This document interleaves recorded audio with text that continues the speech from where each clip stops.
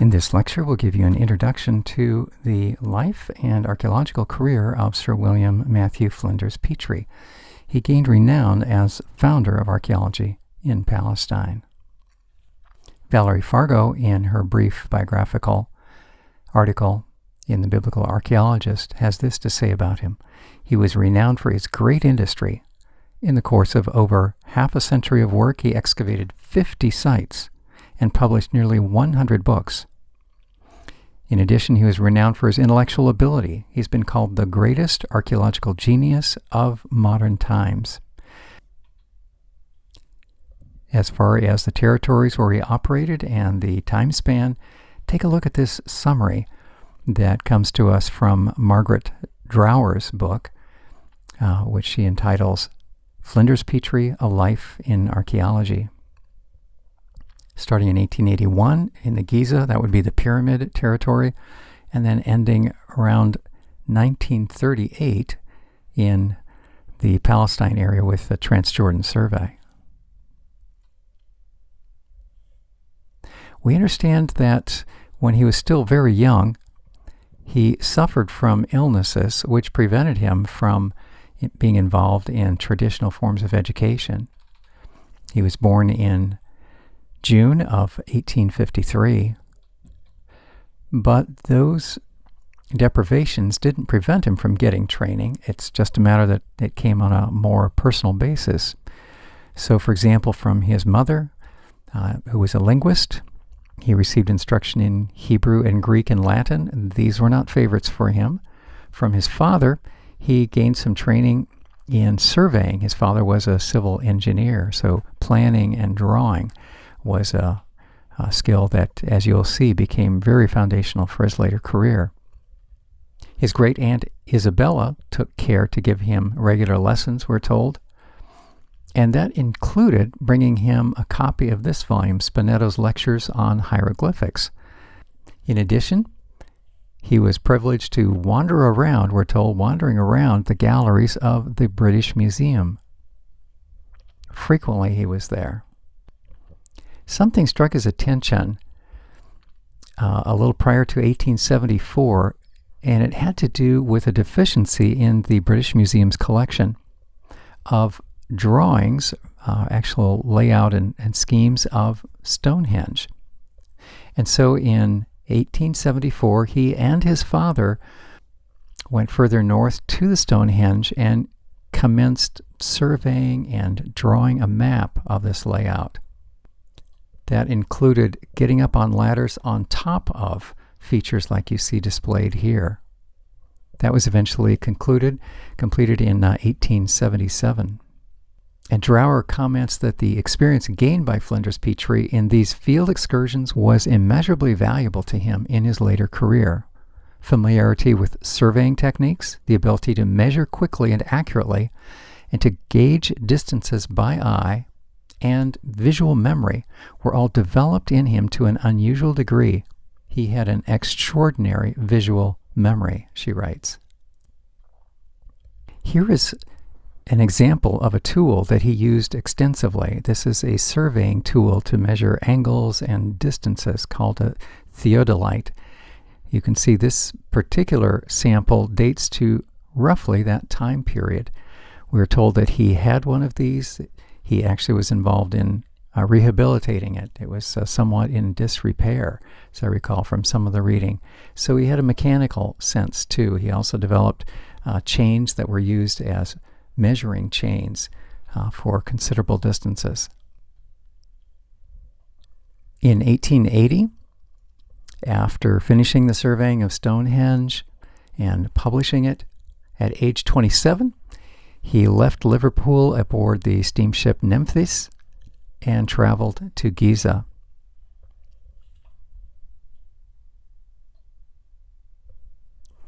We're familiar with what these structures look like. Perhaps you haven't had a chance to see some more close-up views. These are taken from a trip that my wife and I were privileged to make some years ago. As you may be aware, initially, when they were completed, the pyramids all had a smooth facing, but that was a particular valuable stone, and so that was appropriated by others later on for reuse elsewhere. Notice a couple of points on this particular view. The upper circle looks like an entry point. It is not. If I recall correctly, this was explained as a spiritual device to allow the soul of the entombed pharaoh to make his transit. It's actually the lower one where you can see some very miniature people entering, where you will make your way in through the tunnels up into the burial chamber deep within it. Why this photo? I just kind of like the angle. It makes you feel it's very tall, doesn't it? Here you can see a close-up of the entryway. This is more than a tourist report. This is where Petrie would have gone in. He made measurements inside the burial chamber of the pyramids. Trower notes that he would get used to the nauseous smell of bats inside. And the heat of the galleries, that would be the interior, was so oppressive that he found it best to do most of his work at night, free of the constant interruptions from tourists. And he would then write up his notes during the day.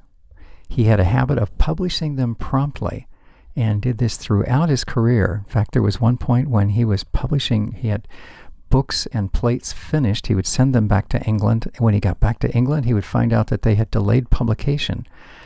And this frustrated him. At that point, the persons on the board that were in charge of this seemed to have a scheme where they wanted only one book issued per year, perhaps to have a steady flow to the contributors and keep them interested.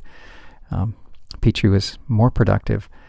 Incidentally, this is something that writers acknowledge modern archaeologists would do well to take a lesson from. It's so easy to engage in a site exploration and then fail to publish, which then means that all that valuable information is frozen within the control of the excavator and it doesn't get out into the public. Here's a sampling of publications generated by Petrie. This is from his survey and work in Abydos. Notice that it's published under the Egypt Exploration Fund. That was a group that he was affiliated with for a period of time. Here's a publication from his work in Tel El Amarna. This publication concentrates on tombs of the earliest dynasties.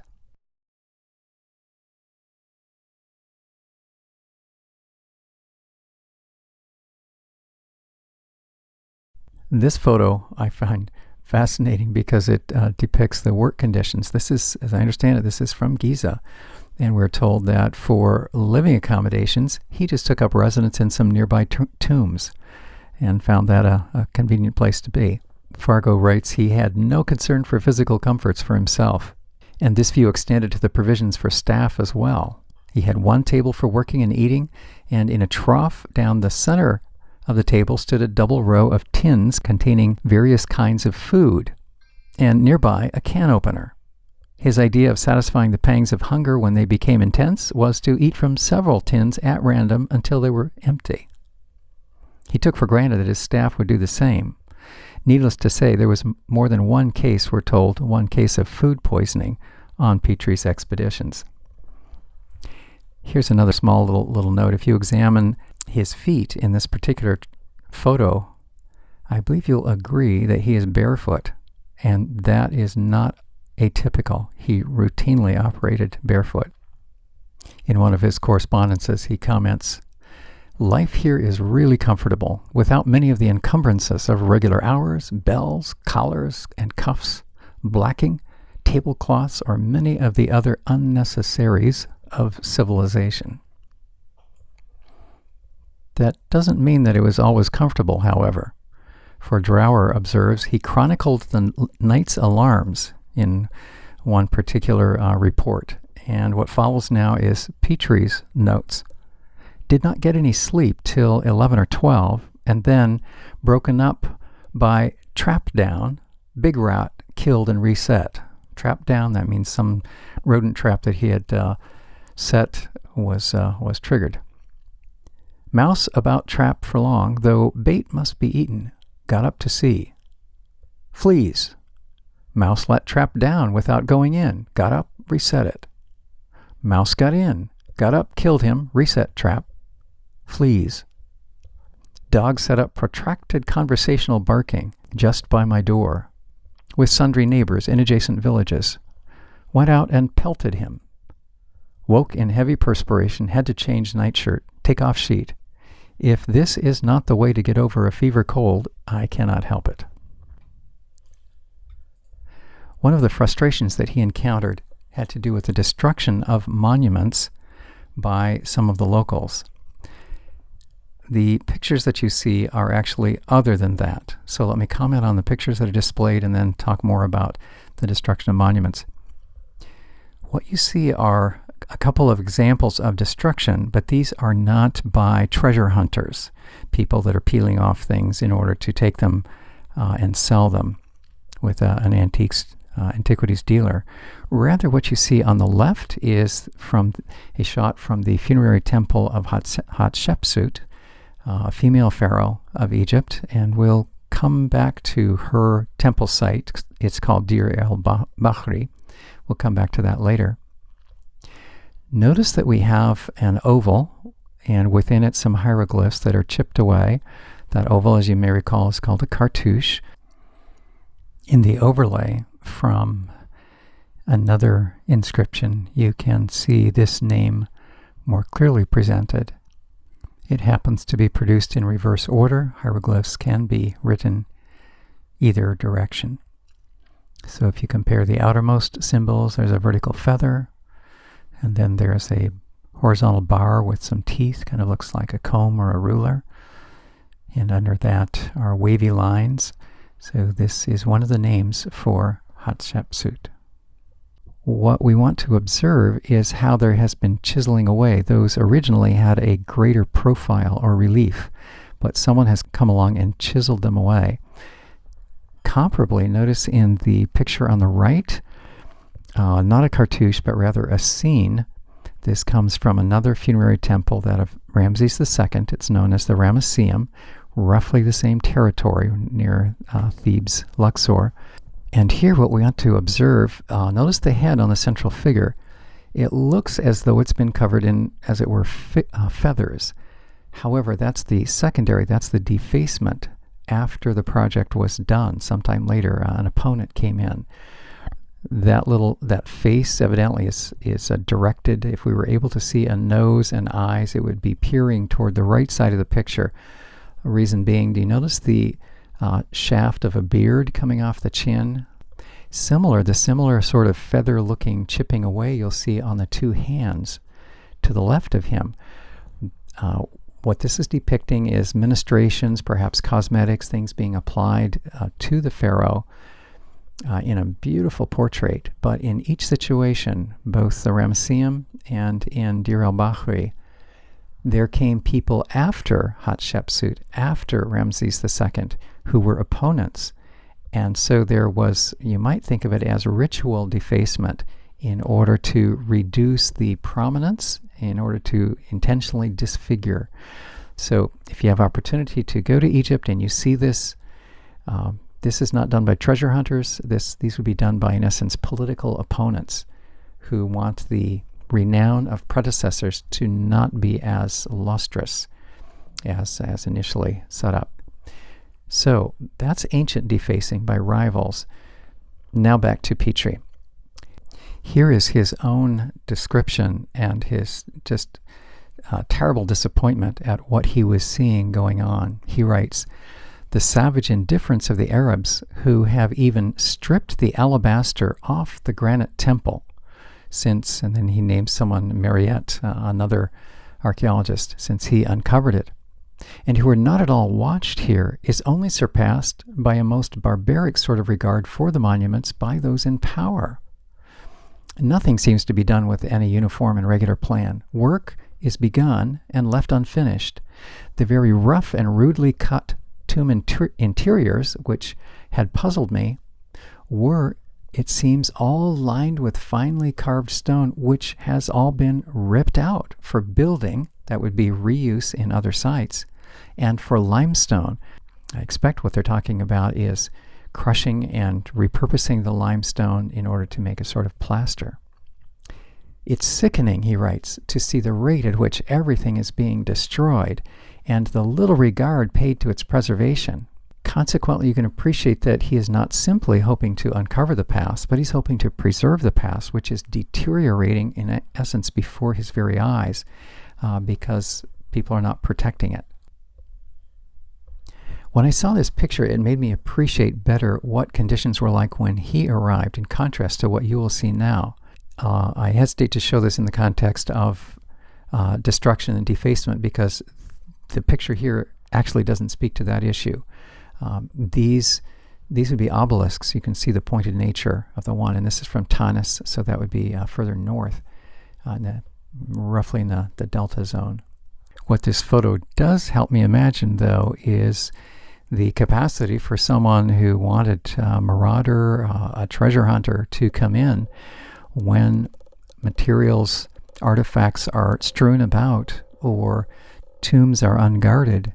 It would not be all that difficult to come in and pilfer what you wanted. Drower describes the problem this way. The comparative security brought to Egypt by the British military occupation had produced its own problems. Tourism was on the increase, and with it, vandalism and destruction. Tombs had become quarries. Paintings and reliefs were being hacked out for souvenirs or for sale. Whole blocks removed from walls. British officials and the Egyptian administration had neither the time nor the money to spend on protecting the monuments, and many of them, it was felt, were not so greatly concerned to do so.